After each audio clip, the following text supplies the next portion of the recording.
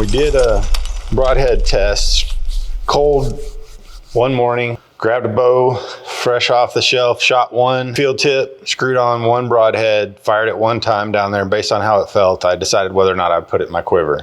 Nothing's changed with that except, like I said in the last video, normally the MAGNUS broadheads fly really well for me, and I misspoke on the last video about which MAGNUS broadhead I was shooting.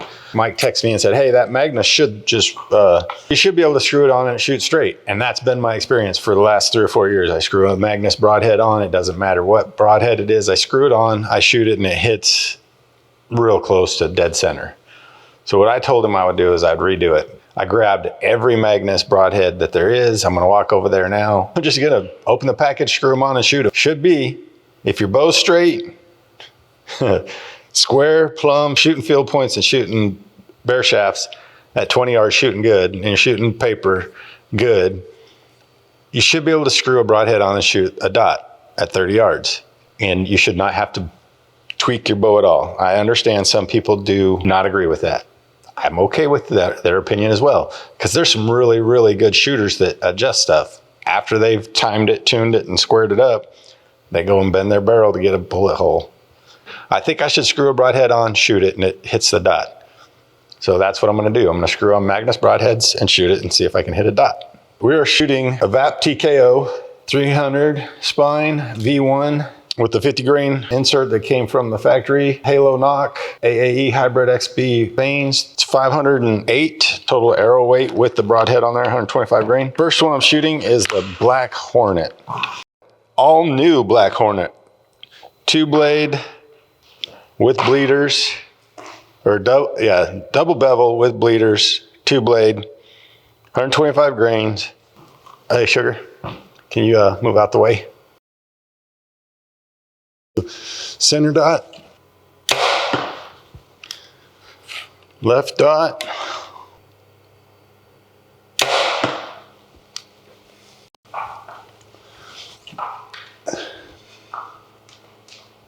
hey girl, she definitely has to be in this video today. Top dot.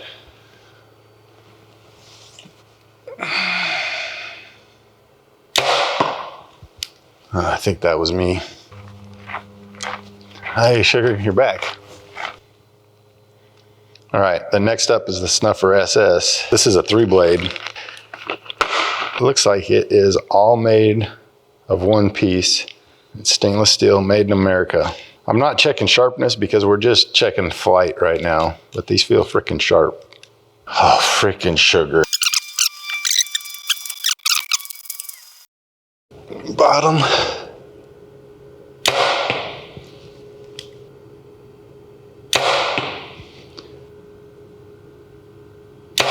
That was me. I pulled that one again. All right, next up, the Stinger 2-blade double bevel with the bleeder. It's a longer blade than the first one we shot.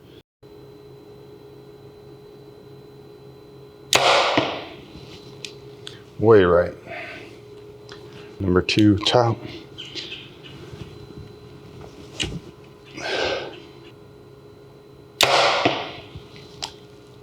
Little right.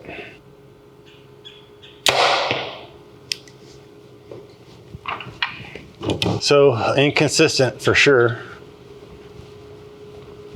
The next one up is a Stinger 2-blade. This one does not have the bleeders. So this is just a regular old 2-blade double bevel. See, to me, this is a lot of work, but it's worth it if you have confidence when you're out there in the field. Top down, 1, 2, 3.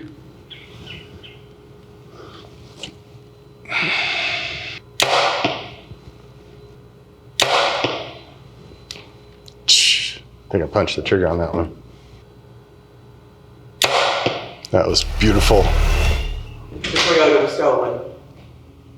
Before what? The Toyota was stolen last night.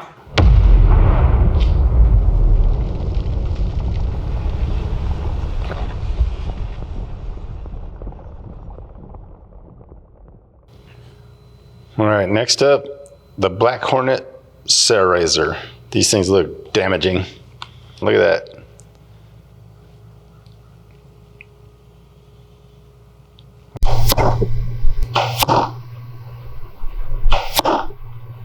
These are all over the place. This one is low and right.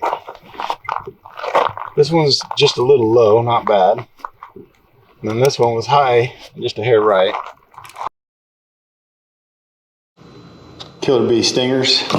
These are a 2-blade, double bevel with bleeder. I really like these. These are my favorite ones. That's way right again. Low.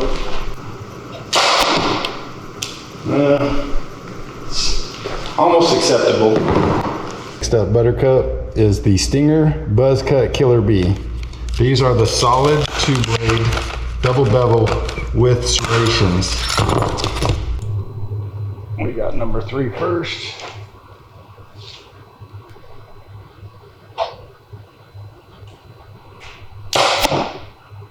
That's high. No low left. That one's not bad. A little high, a little right. My point with the original video was this. Tune your bow, square it up, get your broadhead, get your field points flying great. Then screw a broadhead on. You should be able to screw the broadhead on and go. None of these have been good enough for me to screw it on and go. Stinger Buzzcut is the 2-blade vented double bevel with bleeders. I love all these freaking broadheads though. That's the bad thing. I'm not gonna say anything bad about them. I'm just gonna say that they just don't fly with my setup this year. Way right, a little low. Not bad, like that one. A little high, but good up, left, right.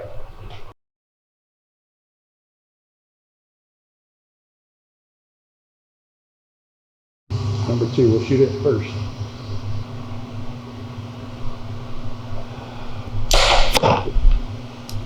Looks like it's touching black. In the black. Looks like it's a hair right.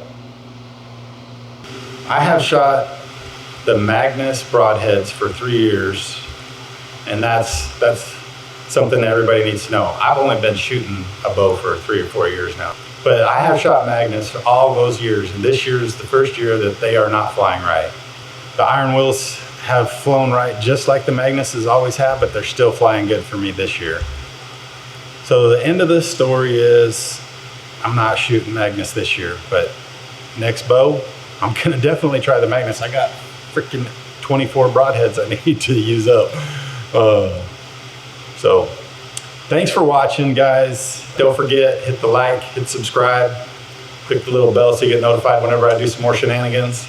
And hopefully you're enjoying these videos. We'll talk to y'all later.